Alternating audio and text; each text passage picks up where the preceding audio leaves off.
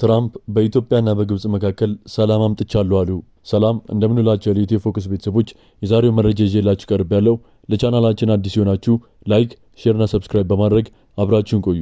የአሜሪካው ፕሬዝዳንት ዶናልድ ትራምፕ ኢትዮጵያና ግብጽ በታላቁ የኢትዮጵያ ህዳሴ ግድብ ምክንያት የነበራቸውን ግጭት በማስቆም ሰላም ማምጣታቸውን ተናገሩ።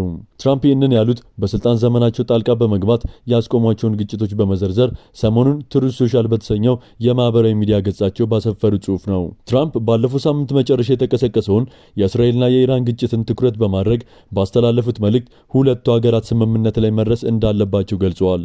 ህንድና ፓኪስታን በቅርቡ ገብተውበት የነበረውን ግጭት ከአሜሪካ ጋር የሚደረግ ንግድ በመጠቀም የሁለቱ ሀገራት መሪዎች ወደ ምክንያታዊነት፣ ቅንጅትና ቀልባቸው እንዲመጡ ማድረጋቸውን ተናግረዋል። በዚህም የተነሳ ሁለቱ ምርጥ መሪዎች በፍጥነት መወሰንና መቆም ችለዋል ሲሉ የነበራቸውን ሚና ገልጸዋል። ዶናልድ ትራምፕ በመጀመሪያ የስልጣን ዘመናቸውም በሰርቢያና ኮሶቮ መካከል ለ10 ዓመታት የቆየውንና ጦርነት ሆኖ ሊፈነዳ ጫፍ ደርሶ የነበረውን ግጭት ማስቆማቸውን ጠቅሰዋል። ፕሬዚዳንቱ ከዚሁ ጋር አያይዘው ያነሱት ሌላኛው ኬስ ሲሉ የጠቀሱትን ኢትዮጵያና ግብጽን ጉዳይ ነው። ሁለቱ ሀገራት በግዙፍ ግድብ ምክንያት ግጭት ውስጥ እንደነበሩ በመልእክታቸው አስፍረዋል። ግድቡ በአስገራሚው የናይል ወንዝ ላይ ተጽዕኖ ያለው እንደሆነም ጠቅሰዋል።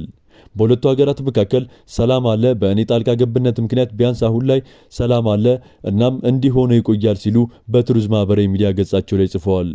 እንደዚህ ሁሉ በእስራኤልና በኢራን መካከል በቅርቡ ሰላም እንደሚፈጠር በማመልከት አሁን በርካታ ጥሪዎችና ስብሰቦች እየተካሄዱ ነው ሲሉም ገልጸዋል። ብዙ ነገር አከናውኛለሁ፣ ለየትኛውም ጉዳይ እውቅና አግኝቼ አላውቅም፣ ግን ምንም አይደለም፣ ህዝቡ ይረዳዋል፣ መካከለኛው ምስራቅን በድጋሚ ታላቅ እናደርጋለን በማለት ጽፈዋል። ትራምፕ በአዲስ አበባና በካይሮ መካከል ሰላም ማምጣታቸውን ቢያነሱም ፕሬዚዳንቱ የታላቁ ህዳሴ ግድብ ድርድርን በተመለከተ የነበራቸው ሚና በብዙ ኢትዮጵያውያን ዘንድ የሚነሳው በአሉታዊ ጎኑ ነው። ትራምፕ በ2013 ዓ.ም በመጀመሪያው የስልጣን ዘመናቸው ማጠናቀቂያ ወራት ላይ ግብጽ ግድቡን ልታፈነዳ ትችላለች የሚል ንግግር ማድረጋቸው ብዙዎች ሊያስቆጥቶ እንደነበርም ይታወሳል። የኢትዮጵያ መንግስት ይህንን የትራምፕ ንግግር የቆጠረው በስልጣን ላይ ባለ የአሜሪካ ፕሬዝዳንት እንደተደረገ የጦርነት ቅስቀሳ ነበር። የውጭ ጉዳይ ሚኒስቴር የፕሬዝዳንቱን ንግግር የሁለቱን ሀገራት ግንኙነት የማያንጸባርቅ እንዲሁም በሀገረ መንግስታት መካከል የሚደረጉ ንግግሮችን በሚያስተዳድሩ ዓለም አቀፍ ህጎች ተቀባይነት የሌለው እንደሆነም ገልጾም ነበር። በወቅቱ መንግስት በኢትዮጵያ የአሜሪካ አምባሳደር የነበሩት ማይክ ራይነን የትራምፕን ንግግር በተመለከተ ማብራሪያ እንዲሰጡ አድርጎ እንደነበረም አይረሳም። በወቅቱ የውጭ ጉዳይ ሚኒስትር የነበሩት አቶ ገዱ አንዳርጋቸው ኢትዮጵያ አስቀድሞም ወደፊት በሉዓላዊነቷ ላይ ለሚቃጡ ጥቃቶች እንደማትንበረከክ እንዲሁም በአፍሪካ ህብረት ማዕቀፍ ስር የሶስትዮሽ ድርድርን ለመቀጠል ቁርጠኛ እንደሆነች ለአምባሳደሩ እንደገለጹላቸው ይፋ ተደርጎም ነበር።